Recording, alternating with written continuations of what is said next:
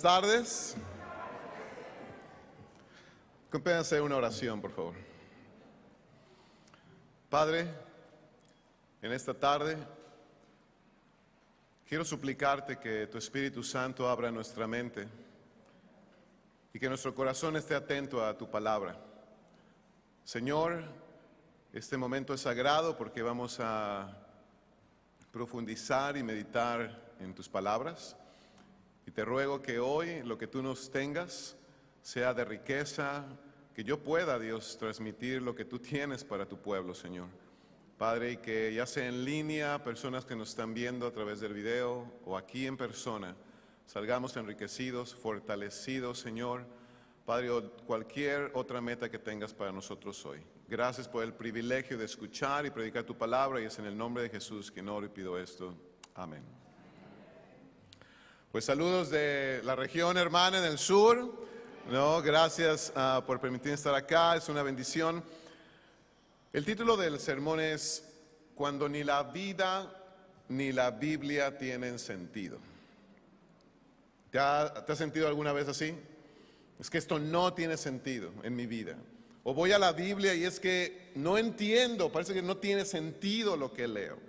Y la meta de hoy es tratar de encontrar a Dios en medio del caos. Yo creo que para todos es sabido ya por las noticias lo que sucedió en Uvalde, Texas, donde 19 niños y 2 adultos hasta ahora perdieron la vida, o no la perdieron, más bien fueron asesinados en un tiroteo. Y este país, en lo que va del año, ha visto 27 tiroteos. En el 2021 hubieron 693 casos de tiroteos. En el 2020, 611 tiroteos. Y en el 2019, 417 tiroteos. ¿Cómo, como cristianos, respondemos a lo que sucede a nuestro alrededor? ¿Qué tan preparados estamos para hablar y dar respuestas cuando hay familias que hoy se preguntan, esto no tiene sentido? Envía a mi hijo al lugar que parecería más seguro a estudiar, no a que se refugie detrás de un pupitre para salvar su vida. Esto no tiene sentido. ¿Qué dice la Biblia acerca de esto? Hay un organismo internacional que se llama Missing Migrants, que lo que hace es recopilar información acerca de migrantes alrededor del mundo, y de 2014 a la fecha, más de 48,727 migrantes han desaparecido de camino al país donde iban. Y creo que todos nosotros tenemos o sabemos historias de gente que sufrió, tal vez tú mismo, tú misma, o que nunca llegó al país donde se dirigían. ¿Y qué tal las familias? ¿Qué tal los amigos? ¿Qué tal las preguntas? Es que esto no tiene sentido, solo queríamos una vida mejor. Solo estábamos buscando una nueva oportunidad para mis hijos, para mí. Eso no tiene sentido. Tiroteos, guerras, combustible subiendo, economías colapsadas. ¿Qué respuestas tiene el cristianismo para todo esto? Es por eso que es el título del sermón de hoy. Comenzando el año en la región sur, en el ministerio en el cual mi esposo y yo servimos, iniciamos una meta e invitamos a toda la región a que tuviéramos la meta de cada miembro en la región estudiara la Biblia con por lo menos 2 personas en este año. Es la única cosa que estamos hablando. Bueno, estamos predicando muchas cosas, pero esa es la meta, no, la única meta en el año. Que cada miembro pueda orar, esforzarse, tener fe por predicar la palabra de Dios con 2 personas, estudiar la Biblia con 2 personas. Y hasta ahora, en lo que va del año, 8 personas se han bautizado o restaurado en la región, y eso es algo que estamos muy contentos, ¿no? Todos esos rostros, gente viniendo, y es para dar gloria a Dios por eso. Pero hasta ahora solamente unos 25 hermanos realmente han estado envueltos en esas 8 personas, ¿no? Entonces estamos buscando, más, ¿no? Que cada persona, cada miembro sienta este llamado que todos tenemos como discípulos a estudiar la Biblia con alguien más y acompañarlos en el proceso de salvación. Pero ahora, predicar o estudiar la Biblia con alguien más, creo que es el deseo de la mayoría de nosotros que estamos aquí. Pero Estudiar la Biblia con alguien no solo es transmitir información que se nos pasó a nosotros y ya. Porque va a haber personas que vienen con una historia diferente a la tuya. Va a haber personas que vienen con un caos y con preguntas que tal vez si solamente transmites las mismas escrituras que a ti te pasaron y tú no buscas crecer en tu propio conocimiento bíblico cada día, no vas a dar respuesta. Porque tal vez las preguntas que alguien tiene no fueron las tuyas. Estoy convencido que el Evangelio libera, sana y dignifica a los seres humanos. Si lo que yo predico y enseño no sana, no libera y no dignifica, no es el Evangelio de Cristo. Puede ser que venda un producto, una invitación a un evento religioso, pero no necesariamente el Evangelio de Cristo que transforma, que te ha transformado a ti y a mí. Así que con esta meta de enseñar a otros las Escrituras, algo que también inicié en el principio del año fue un entrenamiento de más de 3 meses que se llamó Interpretación que Libera. Fueron clases de hermenéutica. La hermenéutica es cómo interpretar las Escrituras. Y por 3 meses los que quisieron registrarse estuvimos estudiando cómo interpretar las Escrituras de forma más efectiva. ¿Para qué? Para predicar de mejor manera y compartir nuestra fe. Y te voy a compartir rápidamente un resumen. No voy a poder hacerlo de 3 meses, pero te quiero regalar algunas cosas que hemos estado viendo. Y fue que es muy importante aprender que por lo menos hay 4 pasos para interpretar las Escrituras. 1, comprender el texto en el pueblo de aquellos que escucharon, los receptores originales. ¿No? Casi siempre cuando leemos la Biblia nos preguntamos, ¿qué entiendo yo? ¿No? ¿Qué entiendes tú por lo que estás leyendo? Bueno, esa es la última pregunta que hay que hacer. Más bien es, si estás estudiando la Biblia intensamente, que eso es lo que más deseo que te quedes en este sermón. ¿No? ¿Alguien tiene hambre? Yo tengo hambre, yo no comí, me vine de la región sur. Entonces por eso hablo. Pero ¿te ha pasado cuando ves ese comercial y está la hamburguesa y la carne así se escucha, ¿no? ¿Cómo está? Y el refresco, y caen los hielos y tú así, ¿no? Babeando de... Bueno, eso es lo que deseo con este sermón, que después de escuchar esto, tú sientas un hambre por la palabra de Dios tan intensa, tan grande, que digas, yo tengo que ir a estudiar mi Biblia más profundamente. Entonces, una pregunta es, ¿qué habrán entendido la gente que leyó esto por primera vez? Los judíos en el desierto, cuando estuvieron con Moisés, la gente con los reyes, ¿no? En el tiempo de David, los apóstoles, cada persona, ¿cómo recibió? ¿Qué entendió? Esa es la primera pregunta. La segunda es medir la anchura del río. Tú y yo cuando leemos la Biblia tenemos un río enfrente de nosotros. Un río que se hace más grande o más pequeño de acuerdo a la cultura de la época, el lenguaje, las situaciones, si es el antiguo pacto, es el nuevo pacto. Todo eso es importante saber para poder comprender mejor las Escrituras. Tercer paso, cruzar el puente en ese río que nos separa cultural, de tiempo. Hay un puente. ¿Y sabes cómo se llama ese puente? Principios. Hay principios bíblicos que se pueden aplicar hace 2000 años o ahora. Y encontrarlos es la clave para vivir un cristianismo más sólido, más sano, más fuerte. Y cuarto, comprender el texto, lo que estamos leyendo, en nuestra realidad. En tu casa, cómo aplicar esto. En tu economía, en tu vida, en tu realidad. Entonces, ¿por qué es importante saber esto? Porque hay momentos donde ni la vida tiene sentido y cuando leemos la Biblia a veces también sentimos, eso tampoco tiene sentido. Pero lo tendría si aprendemos a estudiar mejor su palabra. Y el viernes pasado estaba pasando un tiempo con un querido hermano de mi ministerio, un diácono, y él, al terminar, él me regaló esa escritura, me compartió una escritura que quiero compartirte hoy. Y dice Lucas 19:41.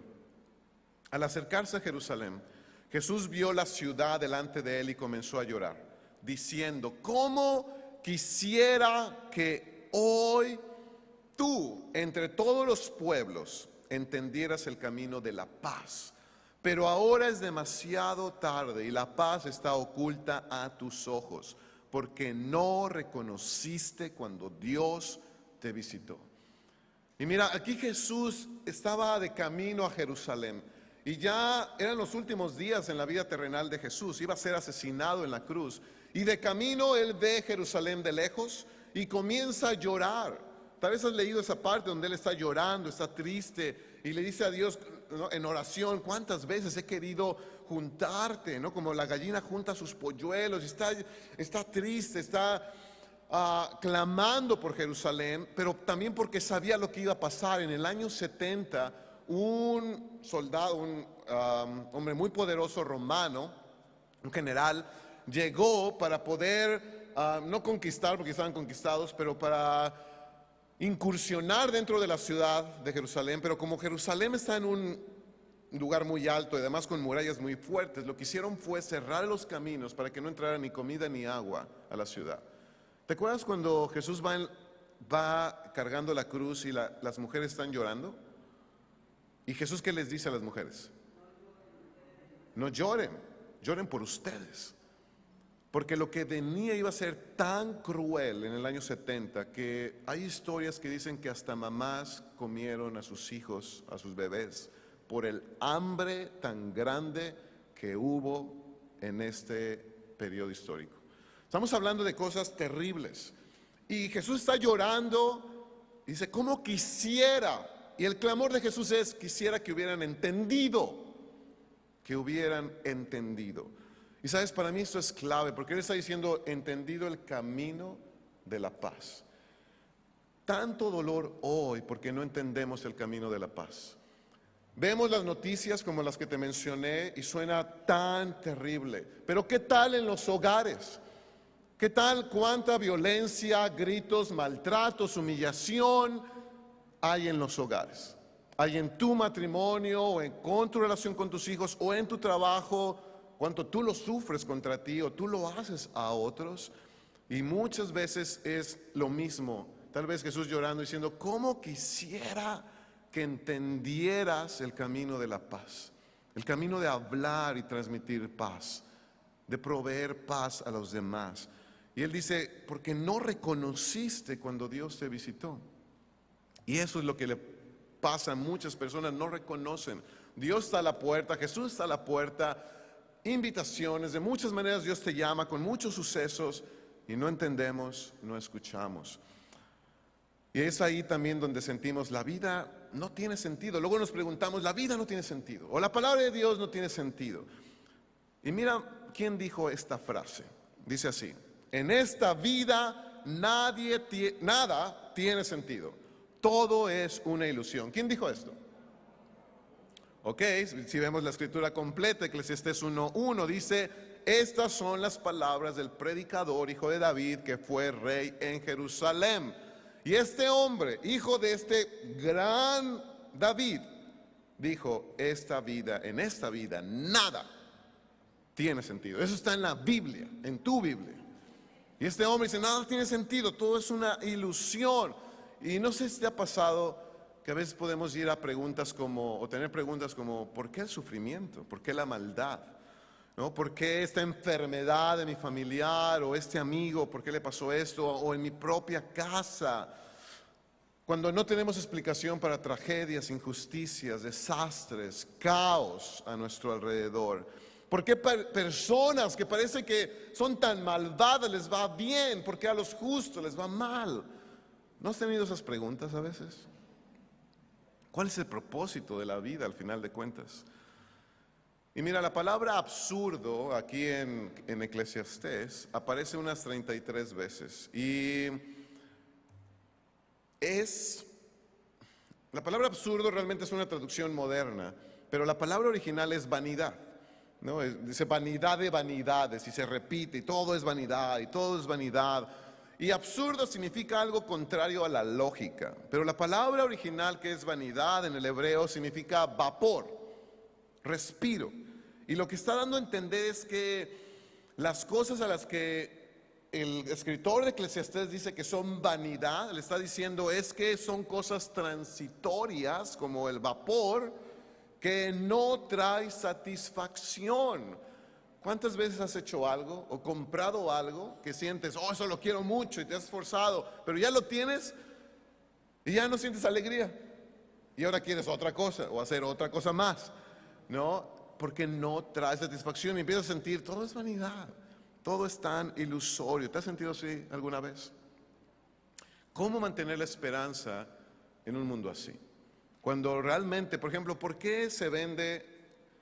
Tú ves los comerciales. ¿Qué es lo que venden en realidad? Una ilusión. Porque el mensaje de muchos comerciales son: visita tal lugar y te ponen una familia hiper feliz, ¿no? Y dices, oh, voy a ser feliz, voy a descansar. Vas a ese lugar, ¿no? A Disney, o vas de vacaciones y regresas endeudado, cansado, ¿no? Tus ojeras, y no te pareces a esa persona toda bella, ¿no? Reluciente, feliz. Más bien ya odias a tus hijos porque te pidieron 1000 veces subirse al mismo juego y tú ya no quieres estar ahí. A mí me pasó, ¿no? Yo fui con unos queridos hermanos, fuimos la primera vez a Orlando, y el sueño de la vida de, wow, Disneyland, de un niño mexicano que nunca había tenido esa oportunidad de estar allí. Wow, estoy llevando a mi hijo, a mi familia. Y estábamos allí, llegó el momento que estaba tan enojado por las filas, porque mi hijo quería otro juego, y decía, ya vámonos, yo tengo hambre, quiero ir al baño, pero yo quiero subirme allá. Es horrible. ¿Quién dice que es para divertirse?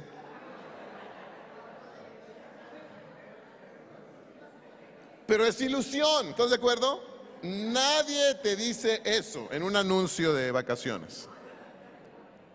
Compra tales cremas y te vas a ver como esta persona. Te las pones todo el tiempo y estás peor, ¿no? Ilusión. Ilusión. Y sentimos, mi vida no tiene mucho sentido. ¿Esto qué hago? Pero mira, por eso hoy te decía que lo que deseo es abrirte el apetito por la palabra de Dios. Y Dios nos ha dejado en su palabra una sección de libros, una sección que si tú los lees con atención te van a ayudar a la hora de preguntarte, ¿es que no tiene sentido mi vida? ¿O la Biblia no tiene sentido? Si te estás preguntando eso, Dios nos dejó 4 libros, son los libros sapienciales. ¿Sabes cuáles son esos libros? ¿Alguien tiene una idea cuáles son esos libros? ¿Ya los pusieron? No, era sorpresa. Ok.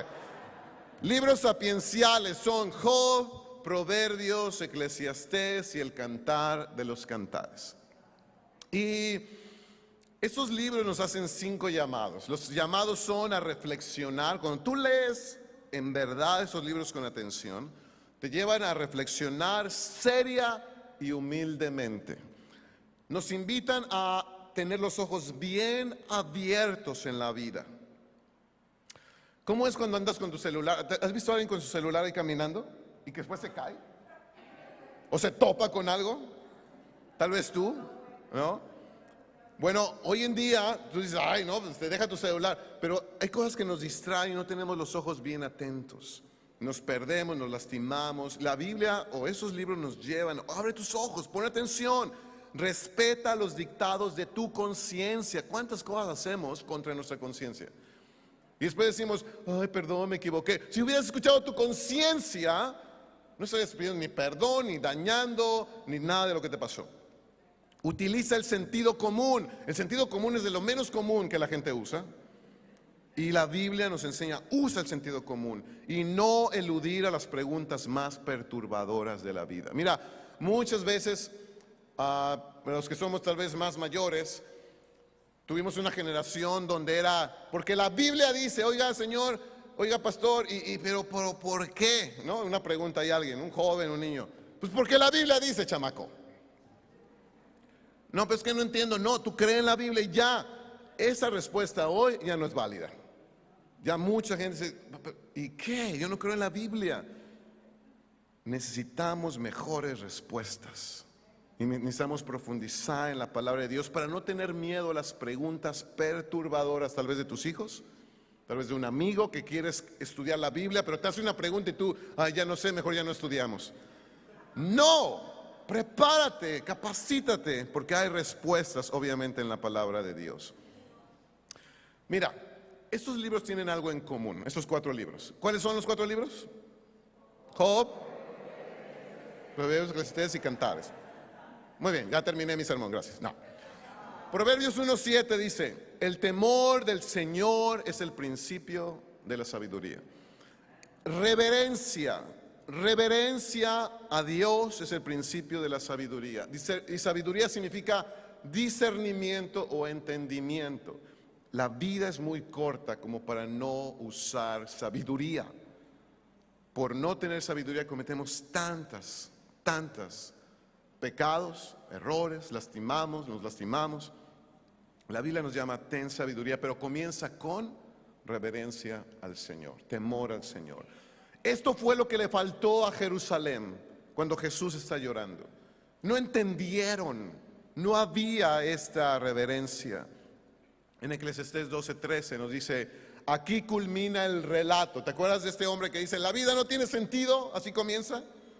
Termina este mismo libro diciendo, aquí culmina el relato.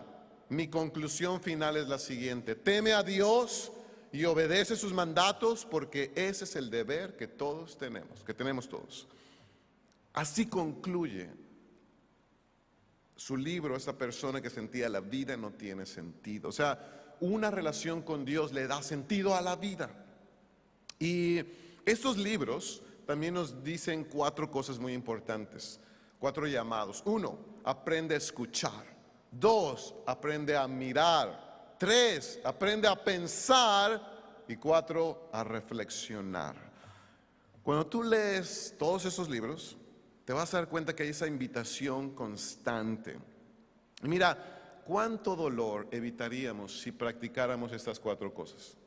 Antes de endeudarme, escucha, habla, ¿no? ¿Cuántas parejas toman decisiones, o alguien en la pareja toma una decisión de comprar cosas, endeudarse sin decirle al otro? ¿Les ha pasado?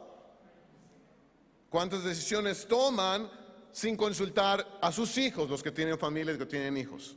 Dice, los niños, ellos van a entender. No, ¿en serio? ¿Estás escuchando alrededor? ¿Cuánto, si tú eres un soltero, en verdad buscas escuchar a otras personas antes de hacer algo que te lleven a reflexionar? Muchas veces no. Nos gusta mucho hablar, nos gusta mucho decir a los demás qué hacer. Mirar, mira, si aprendiéramos a mirar al ser humano como la creación de Dios que es, ¿tú crees que nos atreveríamos a dañar a otro ser humano? ¿Nos atreveríamos a humillar? ¿Nos atreveríamos a juzgar? ¿Nos atreveríamos a criticar a otra creación hermosa de Dios? Porque dice la Biblia, Dios creó al hombre a su imagen y lo creó bien. Aún así, ¿nos atreveríamos a alzar un arma contra otro ser humano si miráramos? A pensar, reflexionar. Y estos libros, Job, Proverbios, Eclesiastés y Cantares,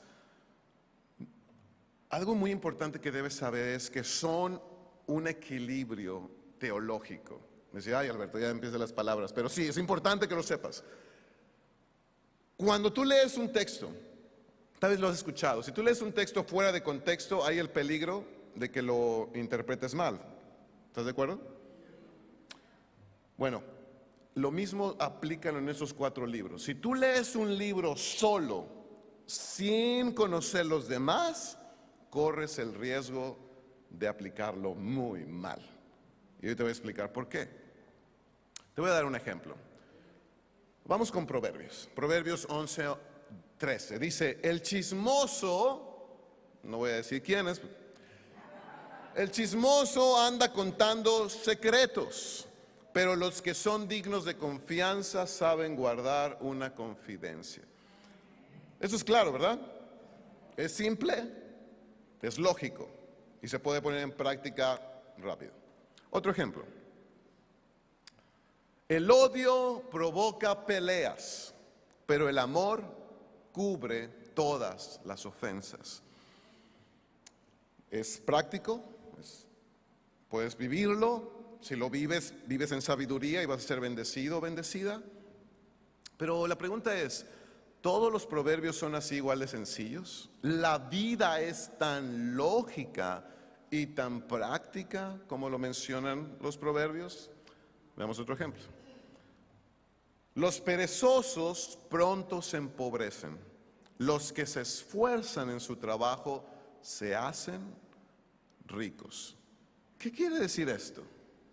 ¿Eso se aplica a todo en la vida? ¿Que mis hermanos que tienen pocos recursos todos son perezosos? ¿Esa es la forma en que debería aplicar esa escritura? que en mi casa, en mi país, donde la gente es tan trabajadora, pero que no depende muchas veces de su trabajo, sino de muchas condiciones sociales y económicas, que aunque trabajen, nunca se van a hacer ricos.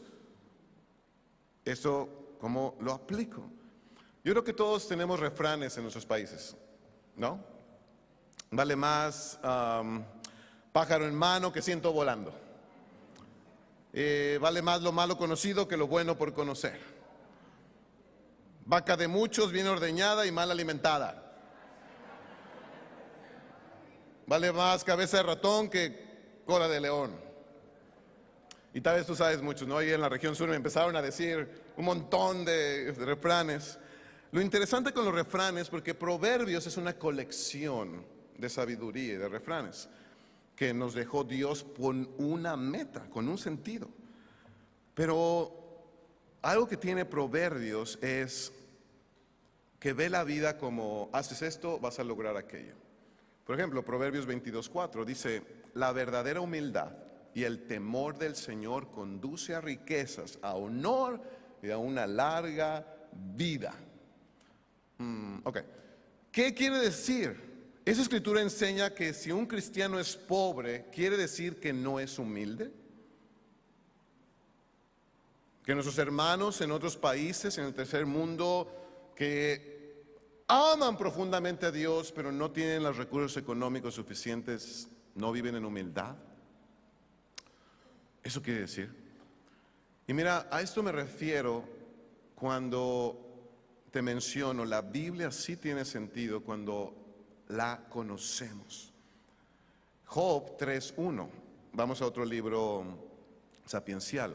Después de esto, Job abrió su boca y maldijo el día de su nacimiento y dijo Job, perezca el día en que yo nací y la noche que dijo un varón ha sido concebido.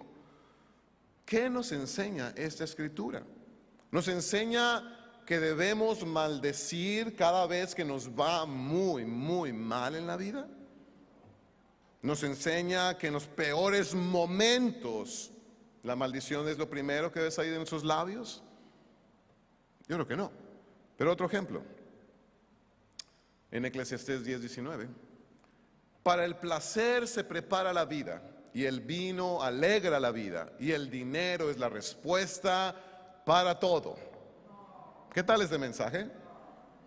Evangelio de la prosperidad, ¿no? Ahí está. ¿Acaso el autor recomienda la juerga, el consumo de alcohol y la búsqueda de dinero como respuesta para todo? ¿Se dan cuenta de cuando sacamos de contexto escrituras podemos decir lo que sea? Y por eso se han cometido muchos errores doctrinales, abusos. Pero para aquellos que ven en la Biblia la palabra digna de confianza de parte de Dios, ese es un llamado entonces a ir más profundo. Cantares 4:1, otro ejemplo. Eres hermosa, amada mía, tan hermosa que no puedo expresarlo. Tus ojos son como palomas detrás del velo, tu cabello cae en ondas como un rebaño de cabras que serpentea por las laderas de Galaad. Tus dientes son blancos como ovejas recién esquiladas y bañadas. Tu sonrisa es perfecta, cada diente hace juego con su par. ¿Y qué tiene que ver conmigo, chimuelo, que mis dientes están chuecos? Esto, la Biblia habla de la importancia de la higiene dental y los brackets de joven. ¿Qué tiene que ver conmigo? Ahí es por eso que este sermón lo titulé Cuando ni la vida ni la Biblia tienen sentido. Pero Dios puso los libros sapienciales por algo en su palabra. ¿Cuándo fue la última vez que los leíste, que los profundizaste, que tomaste notas? Mira, hoy yo le decía a la región, todos venimos a la iglesia con una meta, o algunas metas. Pero si decimos que la palabra de Dios es lo primero en nuestras vidas, yo les pregunté y les pregunto hoy, ¿cuántos de ustedes toman notas cuando vienen a la iglesia? Y toman notas del sermón. ¿Ok? Algunos, muchos no.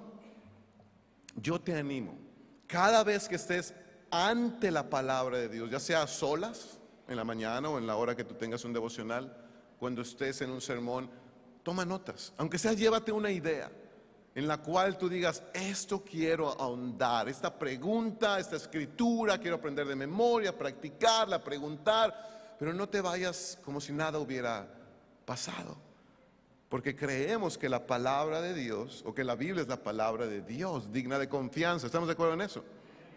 Entonces, ¿por qué Dios nos dejó estos 4 libros? Para reflexionar, mantener los ojos abiertos, para escuchar la conciencia, para usar el sentido común y para no alejarnos de las preguntas perturbadoras. Y déjame resumirte los 4 libros de esta forma. Proverbios. Proverbios se resume en la visión de un acercamiento esencial a la vida. ¿Cómo es este acercamiento? Que la vida es un mundo, o el mundo es un mundo racional y ordenado. O sea, para el autor de Proverbios, que Dios usó, nos dejó la idea de que hay un mundo ordenado y racional, que cuando seguimos ciertas pautas nos va a ir de cierta manera. Ahora, la idea es, si te esfuerzas, prosperas; si eres perezoso, empobreces; si eres buen vecino, los demás se portarán bien contigo; si eres fiel a Dios, tu familia también se va a convertir; sé humilde y serás honrado. Ahora, ¿eso es mentira? No. De muchas maneras es real si lo aplicamos. Pero ¿qué pasa cuando esto no sucede en todos los casos? ¿Qué pasa? ¿Qué le decimos a alguien que ha sido fiel toda su vida y sus hijos ni les interesa nada?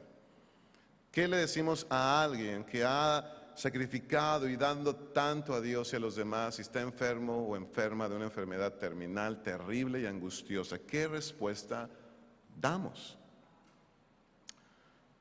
Por ejemplo, Proverbios, los primeros capítulos, no sé si sabías, pero se dirigen hacia solteros. Cuando leemos los primeros capítulos de Proverbios como casados con mucho tiempo en la fe y además con muchos problemas, te va a ir muy mal. Porque, por ejemplo, Proverbios 25-24 dice, más vale habitar en un rincón de la azotea que compartir el techo con una mujer pendenciera. Eso quiere decir que si mi esposa es bien peleonera, yo debo construirme un cuartito en la azotea para no estar con ella. ¿Ese es el consejo bíblico?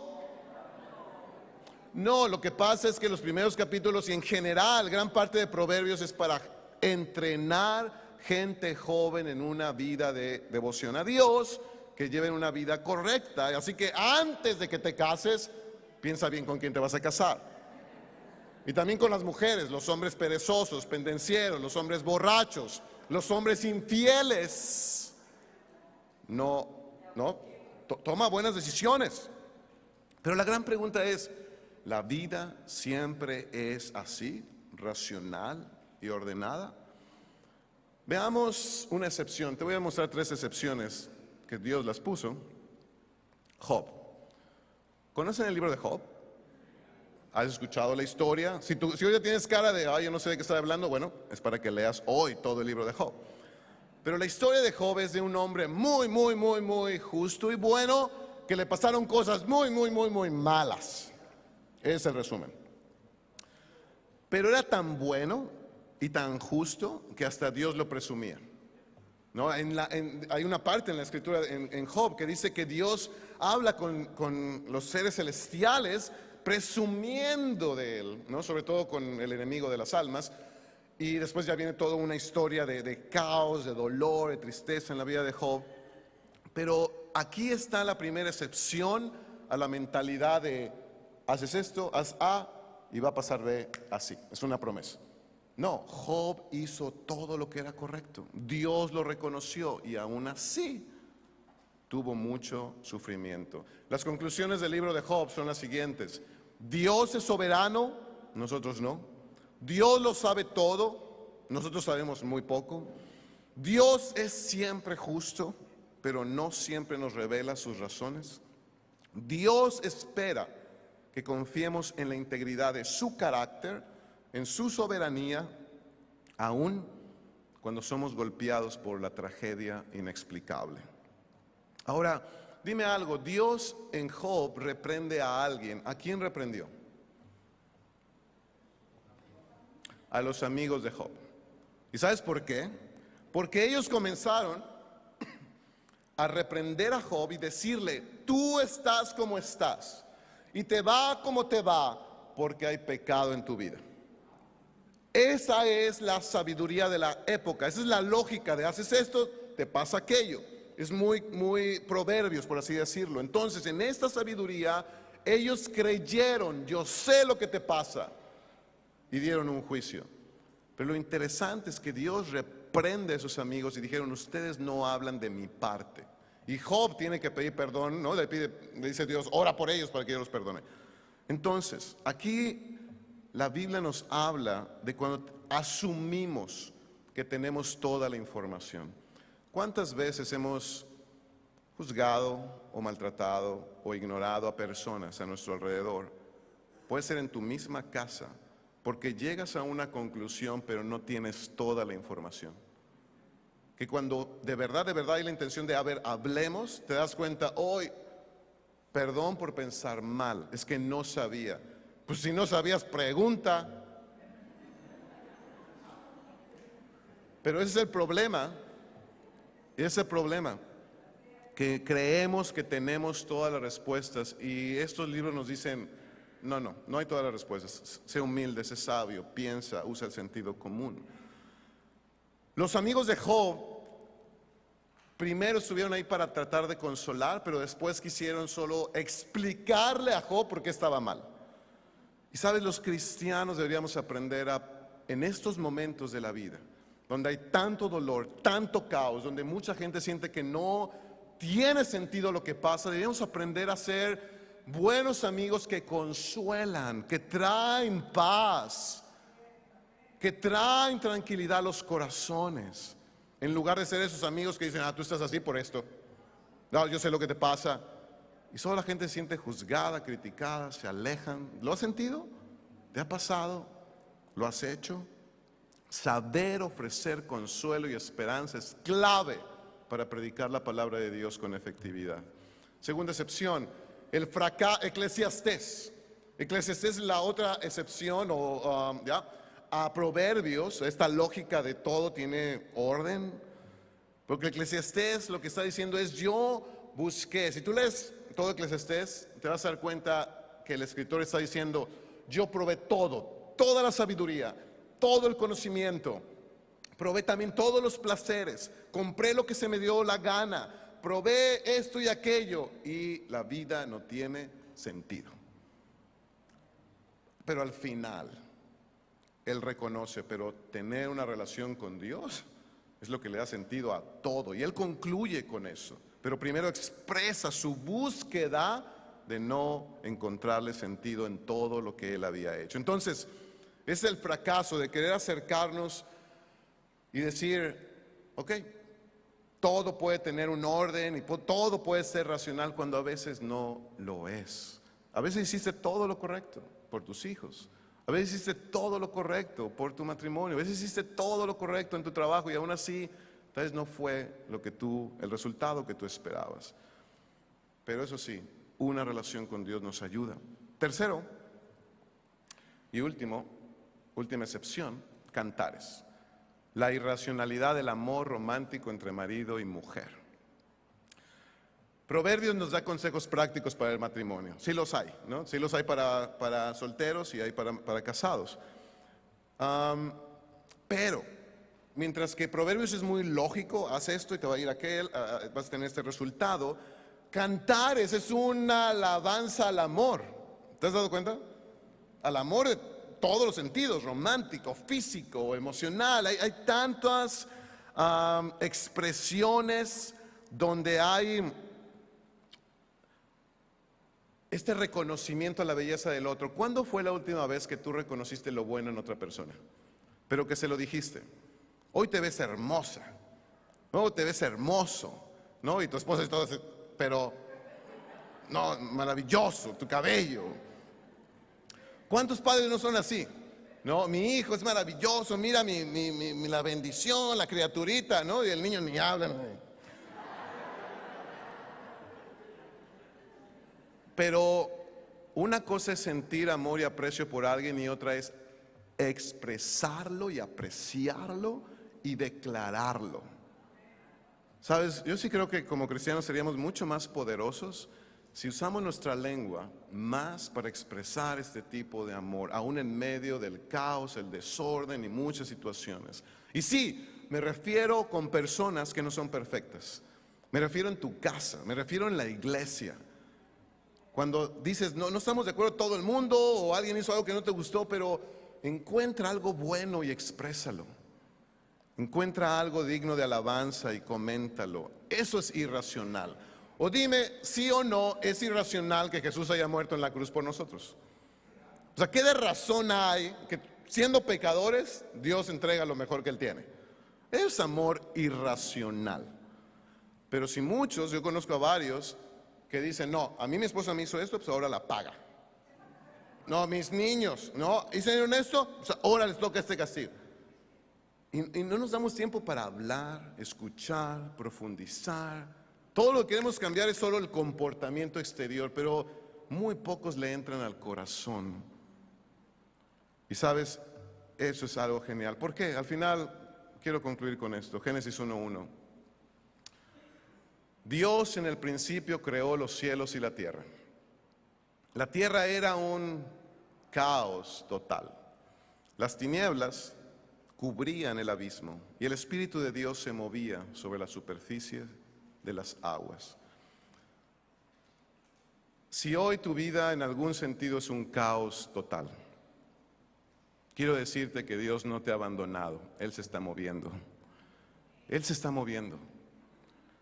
Cuando sientes la vida no tiene sentido, su Espíritu se está moviendo en ti. De alguna manera, solo mantente queriendo conocerlo. En Job nos dice la Biblia, ten fe en Él. En Eclesiastés nos dice, ten una relación con Él y respeta a Dios. En Cantares nos está diciendo que el amor que se expresa y que se vive intensamente es algo que a Dios le agrada.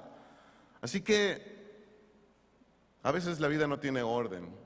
A veces no salen las cosas como queremos. A veces leemos la Biblia y no le encontramos un sentido.